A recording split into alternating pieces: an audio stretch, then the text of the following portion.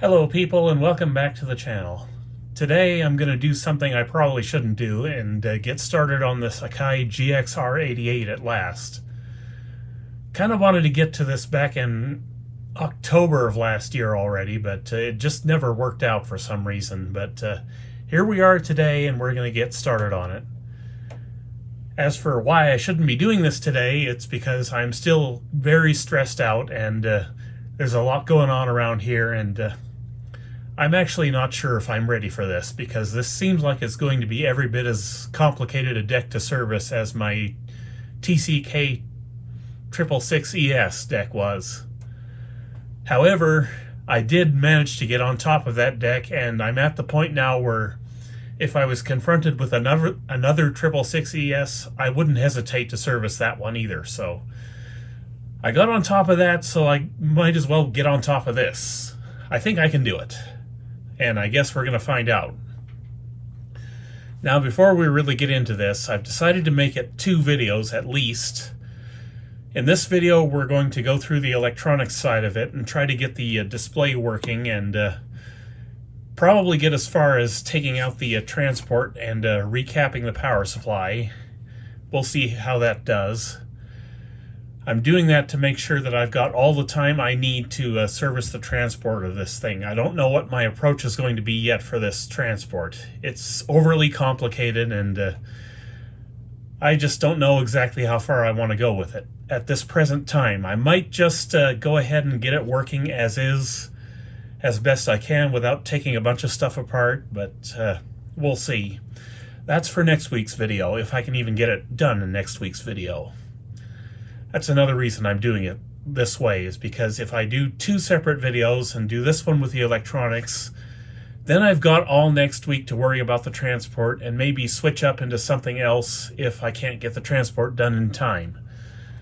That way you guys aren't wanting for content over the next couple of Saturdays. And one more announcement before we really get started on this. One of the major worries I had from the last few weeks was whether or not my Denon DRF3 was ever going to show up. And I can report that it is now in Canada, so it's in the Postal Service. It's coming, along with the batch of cassettes that are coming with it. I bought a bunch of blank tapes to go with it, so those are all coming. And the other little announcement I have is the next tape deck that's coming from Japan is also sitting there at the From Japan warehouse getting ready to be shipped out. I have a TIAC V1RX coming. I woke up one day and decided I didn't have entirely enough TIAC decks, considering I used to love them as a kid. But let's get into this. First off, I'm going to have to show you exactly what I did to fix this door. As you may remember from the diagnosis video where this was part of, this thing was shipped on edge, standing up kind of like that. I don't want to do that for too long because I might break the door off again, but it was shipped on this edge in a computer case box, which was really the wrong way to do it. So when we get to the transport part of this, there could be a lot broken in there. And I've discovered a potentially serious problem already with the transport. We'll talk about that in a minute. But basically, when I got it, this door was completely broken off. Could not be clipped back in because the catches on it were broken off and various pieces. But I'm going to see if I can get this door off in a way that I don't break it again, because I don't know if I can fix it again. So gently, I will try to release it. Okay, it is off, and my repaired catch is intact. You can see what I did right there. Just JB weld. And the one on this side is permanently gone, and that's because it was in multiple pieces, and I couldn't put it back together. So, yeah, I've got the one catch, and that's all I got. But this whole side piece was also broken off in multiple pieces. I managed to find both pieces. There's this little piece here that was broken off, and this piece, and I just JB welded the whole lot of it back on. And as you can see, I reinforced it down here with JB Weld, and it seems to be holding up, which is good, because it was either this or get in there with double-sided tape or something. But as for this transport, I'm not exactly sure how Akai has this going on here. I think it's a closed loop system where both pinch rollers are active all the time, and the auto reverse is just done purely by direct drive back there through the double direct drive motors. But I'm not exactly sure how this works, so I need some time with this sitting out on the bench so I can study it and over the next couple of days before I get started working on it. But we need to talk about the damage I found on the transport, because I need to figure out a way to deal with this. See if I can get you in here at all. Kind of hard to see. My fingers aren't doing any fingering today. It's another reason for me to come back in a couple days to do the transport. This is the real drive motor here, also known as the auto reverse drive. I think it controls the engagement of the gears down below or something like that to engage the pinch rollers. And I don't know if you can see it, but right about there, you see a split in this pulley. I'm not terribly worried about that. It's not a gear, so it'll drive belts just fine. It just might slip. And I'm kind of worried it's probably going to be too loose to drive the mechanism. But I think what I might do is once I get this transport out and start servicing it, I will drive the motor independently from my power supply, and I'll just see if I can stop the motor by grabbing onto that pulley. If I can stop the motor, then I don't need to do epoxy or super glue or anything to hold that pulley on. If I cannot stop the motor, then I will have to do something about it. So basically I'll see if I can get this motor running with really low voltage and see if it responds well to that. And maybe I can service the motor, or maybe I can replace the motor. I don't know yet. We'll get to that. But let's get started on the stuff we're doing today. We gotta find out what's going on with the display. Okay, so we've got power applied. I'm just gonna turn it on now and we'll see what happens.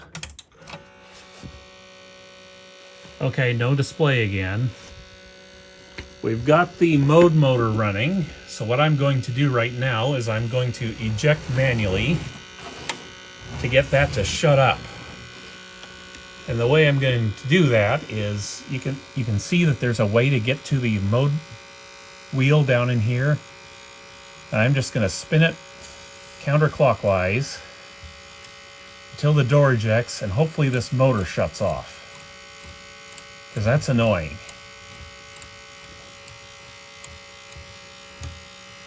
I think it's actually slipping back, so I'm going to have to use a dental pick to hold on to the there we go, it's ejecting now.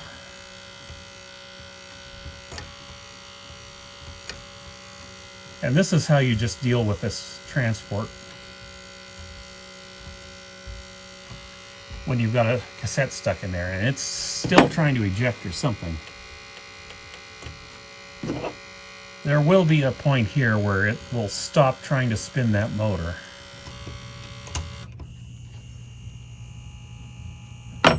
Okay, so it is working, but now the real drive is going. You can see it right there.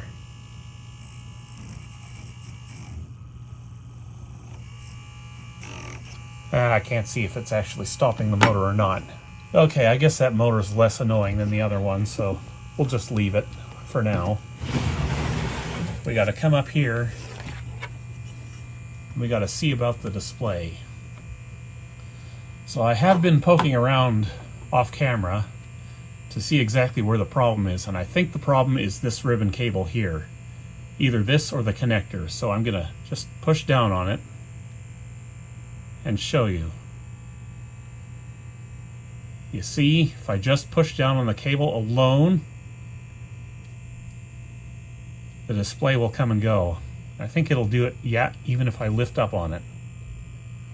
And as long as I maintain tension on this cable, the display stays on.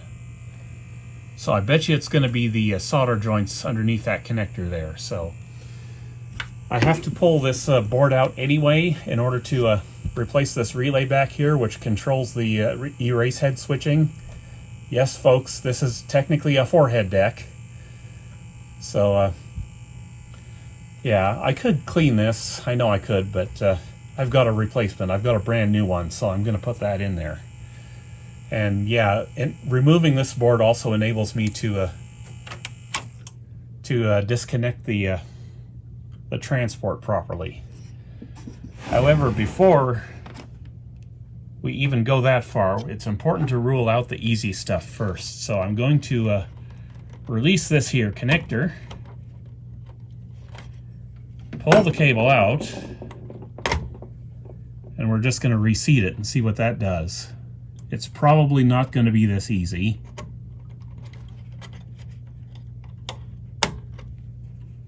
But we'll just see. Nope, it wasn't that easy. It's still acting up. It's going to be solder joints. For sure. And the other thing I should mention is you can actually get a look at the solder joints for the vacuum fluorescent display, at least some of them, through these gaps up top here. And they all look good, so I don't think the problem is there. I think the problem is right there. So we got to start disconnecting things and stuff and taking things apart. So let me go get my other phone so I can take a few pictures. It's always best to do that on a deck like this. Just take pictures where all these different wires go and such, so you know where they go. I think the first thing we need to do is get this thing disconnected and removed. Reason why is because I want to leave most of these wires attached, but I want to get this board to pull back this way to disengage all the connectors up there for the front panel, and then I want to just sort of flip it out of the way. And in order to do that, I would need to remove this connector back here, so I'm going to do that. Okay, that's done. Now, let's see which transport-related wires need to be disconnected in order to get the transport out. Looks like all three of these at a minimum. I have taken pictures so I know where they go. And I want to resolder under these connectors as well while I've got this board out. Just to avoid something happening like the 666ES where the connections needed to be resoldered under these things. Erase head, I mean. Well, that one broke. So I'm going to have to pay attention to how that goes back in, because the catch in there to index the connector is now broken off. Old plastic, what can you say?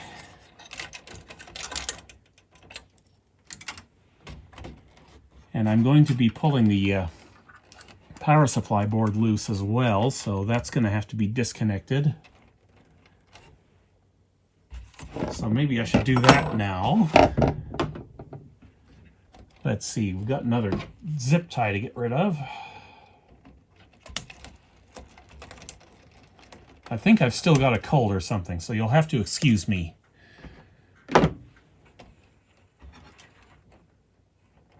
Okay, yes, this goes to the transport. Is this one going to break off on me? No, it will not. I'm just going to extract this cable now.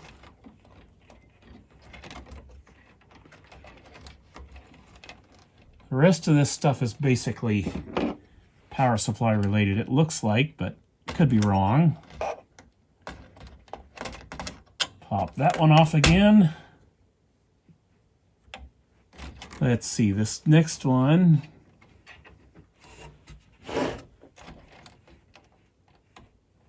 Yeah, I think this is the only one I need to pull out that goes to the power supply, and it's a different connector conductor count than the other ones, so I can keep track of them. There we go. And the rest of this should just be able to swivel out of the way once we get it freed up. So out come the screws. And I should point something out here. You see these tabs up here? Right there and right there? Those would be for extra circuit board goodness. Most likely for the GX-R89, which I'm kind of glad I don't have, because that deck looks to be a real pain. Okay, 4 screws are out. I think those are the only ones. Let's see if we can get this board to unclip itself. Let's see, should I take this one off? Yeah, I think I should. I think it's going to get in the way if I don't. There we go. And I should mention I will check every single connector here for soldering issues, because why wouldn't you while you're in here? Okay, will this unplug easily? Kind of working it back and forth, but it doesn't seem like it wants to go very easy.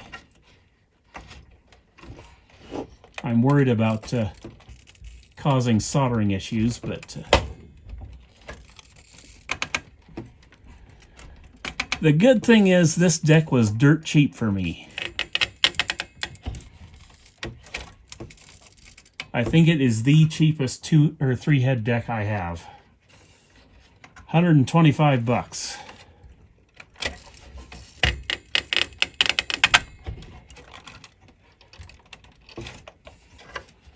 All right, come on, Emma. You can do it. Disconnect. Holy smokes, is this ever tight. Now I can see why people wouldn't want to take this out for servicing the transport only.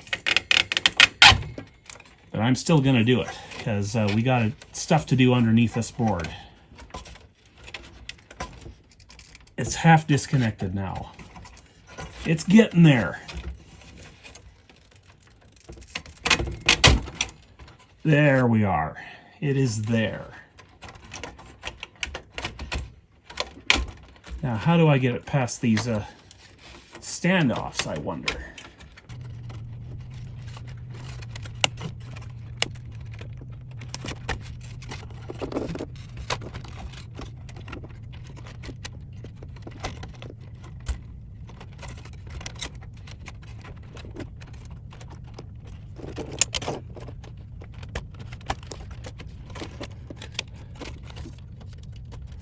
Okay, I think we got it. Could be wrong, but I think we got it. Yes, we got it. And let's see here. We have 1, 2, 3 clips, and then we can get this insulator sheet off. Okay, I just wanted to show you how to remove one of these clips on camera, in case you don't know how to do it or something. These clips are used a lot in automotive repairs. I kind of like them, but I've also seen them in a few tape decks as well, so I figured I might as well document them. The way these are is there's a center pin inside the clip, and then you just release the pin.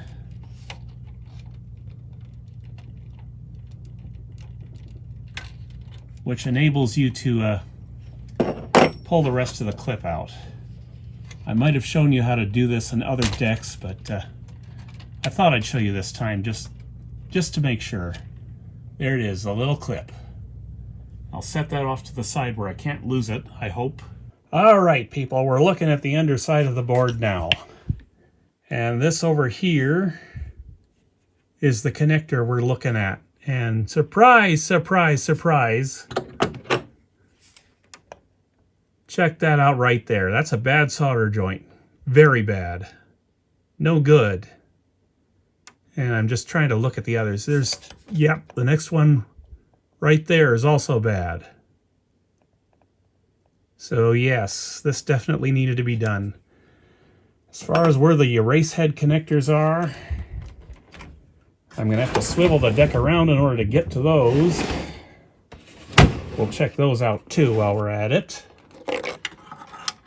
Let's see, they're way over there. So, can I get a look at them?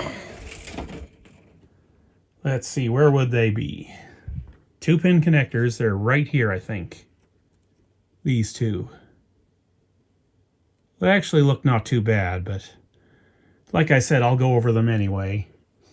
But yeah, it just does not surprise me one bit that we found bad solder joints under right where that cable was. So I've got my desoldering gun heating up right now. We're just going to get this relay real quick. How about we do that? Because I want to shut that off soon. I don't like to leave the gun on for that long. I recapped my I recapped the audio chain in my TC-K666ES yesterday. Took me literally all afternoon to do it too. But here we go. Let's get rid of this relay.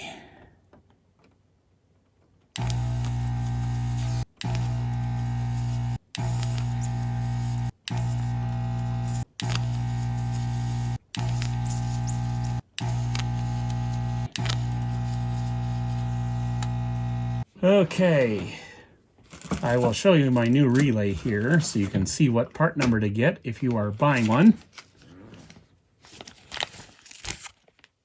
There's the part number right there if you'd care to pause your screen.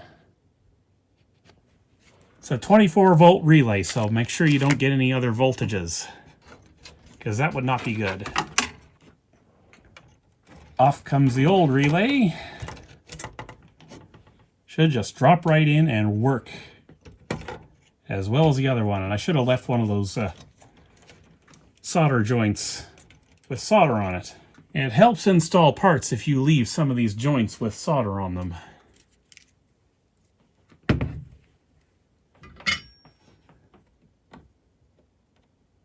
I'm just going to do that one right there.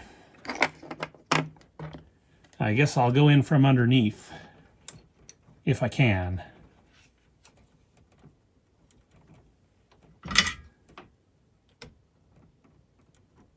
And there we go. Now I can just tack these down and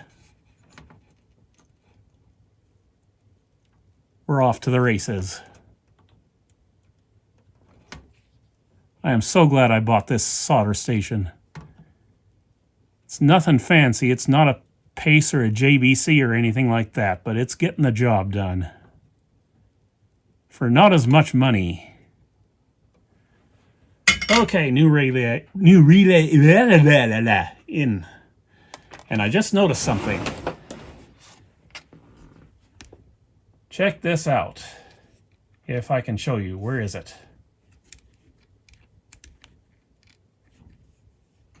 Right there. We got a piece of a zip tie. This may have been serviced before. It wouldn't surprise me. It's really complicated, this deck.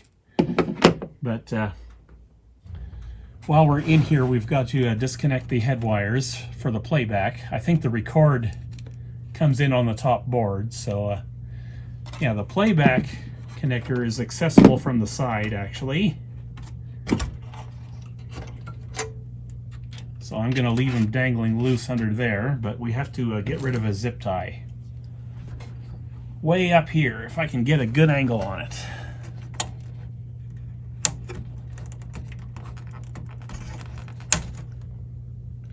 That's probably what broke, is that zip tie. Because it's not all there anymore. Oh wait, there's the rest of it. Brittle old zip ties, brittle old plastics. Gotta love it. Okay, so from here I'm going to just go ahead off camera, go over this board real carefully and resolder everything suspicious, including the bad joints on that one connector we found.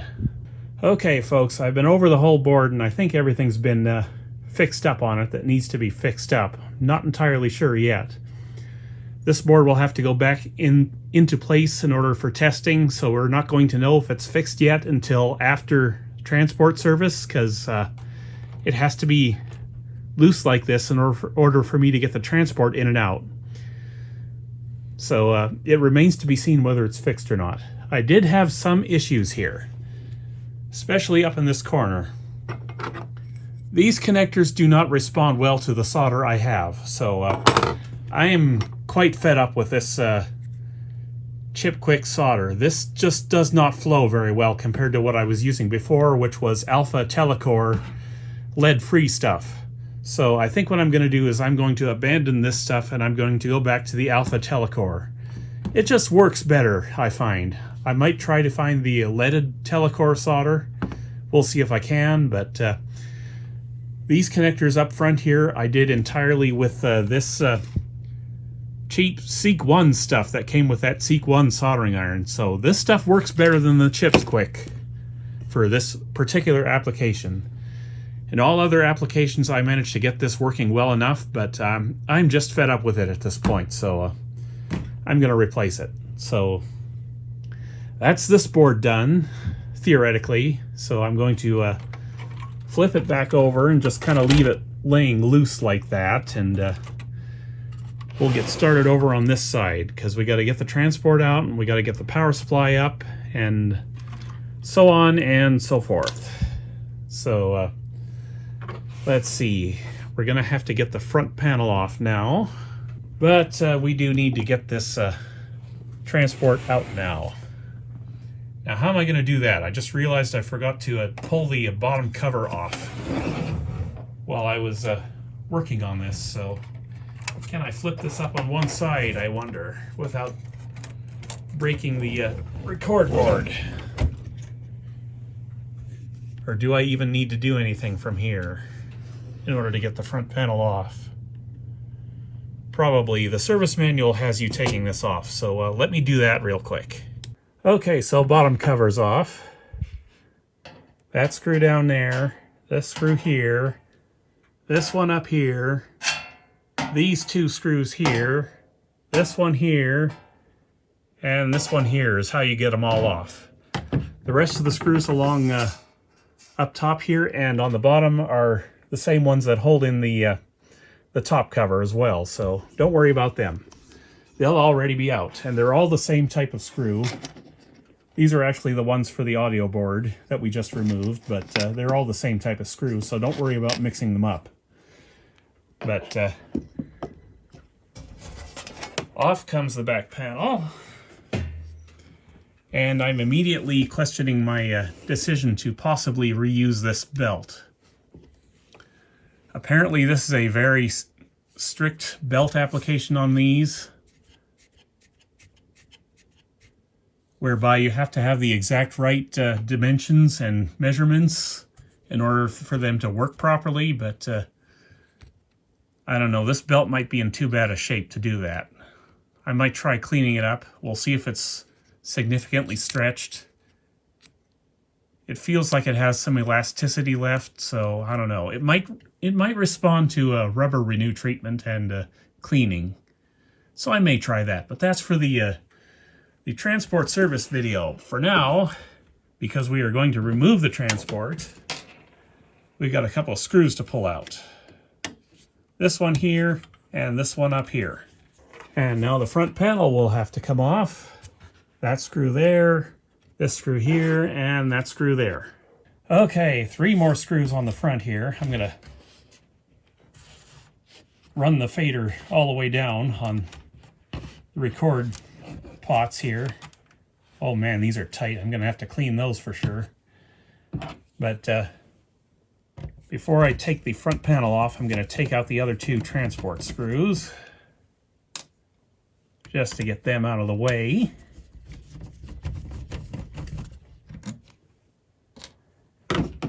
And now I'll get the front panel screws out. I actually saw somebody on eBay selling an entire front panel and door assembly for one of these things on eBay.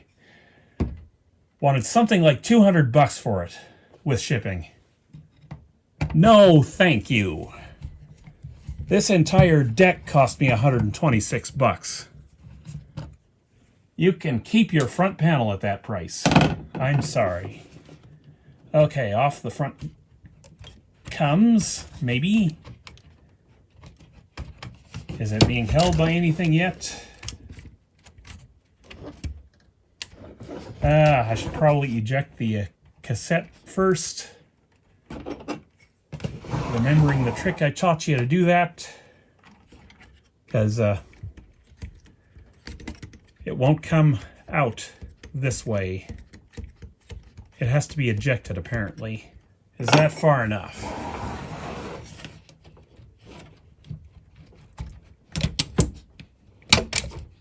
It would seem to be. I'm looking at the back of the front panel here for damage, and I'm not seeing any, so we're good there. Set that down off to the side, underneath the bench. Hopefully I don't crash into it with my chair or nothing. But theoretically, we should be able to remove the transport from here. I think I got everything disconnected. I probably didn't. Let's see, we've got, oh right, we've got other connectors to deal with. We have to deal with these connections here. Got two connectors, and this is another place where you want to take pictures just so you know where they go. So let me get my other phone and do that. Oh, and yeah, that's the other thing. We got to get rid of this connector as well. I knew I was shutting off the gun too early. It's probably clogged full of solder again, but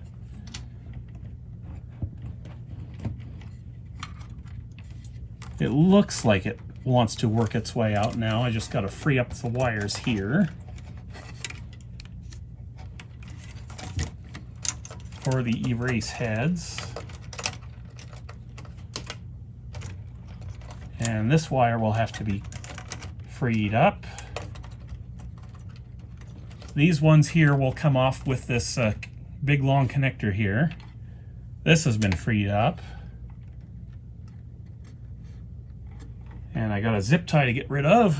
Of course I do.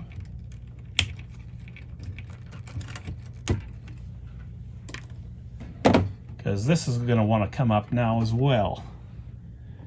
Okay, I took my pictures so I can freely go ahead and disconnect this stuff now. If I can get the catches to release.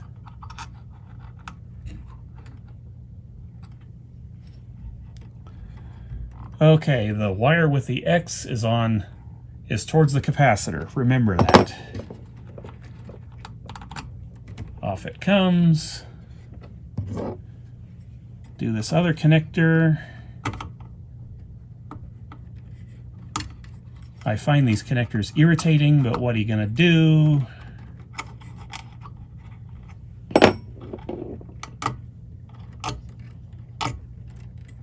Okay, those are freed up.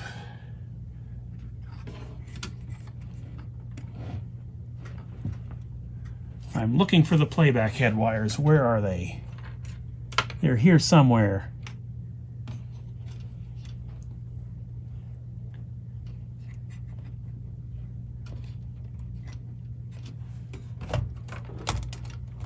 Fortunately, this board is up, so I can find them. Okay, there they are. I got them loose. So yeah, the transport is loose except for this one giant connector back here. Let me desolder that. And I've seen in the service manual that there's supposed to be an extra connector down here so you can unplug these easier, but apparently some versions of this didn't have that. So what I'm going to do is I'm going to fire up my iron as well. The two solder joints on the end I'm going to leave intact so I can easily put this connector back on later. And the rest of them I'll just desolder. Alright folks, so the desoldering gun is only really a time saver on stuff that isn't so infested with solder as this connector was. I had to take that dang thing apart and clean it 3 times in order to get this all desoldered, but I got there. You can clearly see I got there, and yeah, it would have been nice if Akai had given this particular deck the transport that had the removable connector on this thing, but they didn't, so what you gonna do? but the entire transport is loose and ready to come out now, theoretically. So let's turn it around this way and we'll pull the transport. Get all these wires out behind where I can manipulate them easier. And let's see if we can just work this thing out of here now.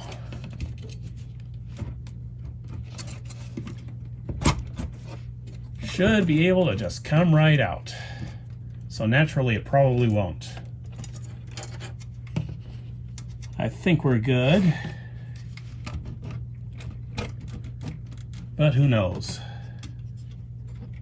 I have been wrong before. Zip ties hanging up.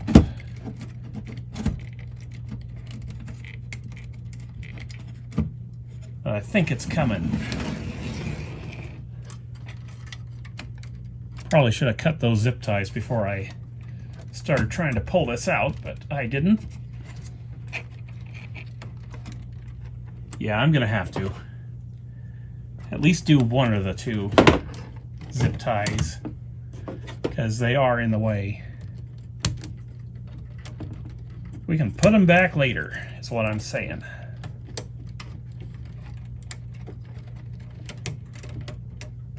There's one. And I'll get the other one, might as well.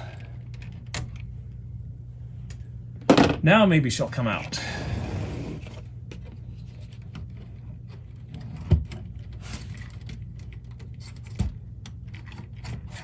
Oh yeah, she's coming out. She is just about freed up here. Got wires wrapping themselves around where I don't want them wrapped around. But the transport is out. And I will set it aside. Now look at all this space we got to work with when it comes to recapping the power supply board. I've already got most of the capacitors out, ready to go in, so I'm going to do that off camera. And we're going to pick this up in next week's video with the transport service. So I'll see you next time. Take care.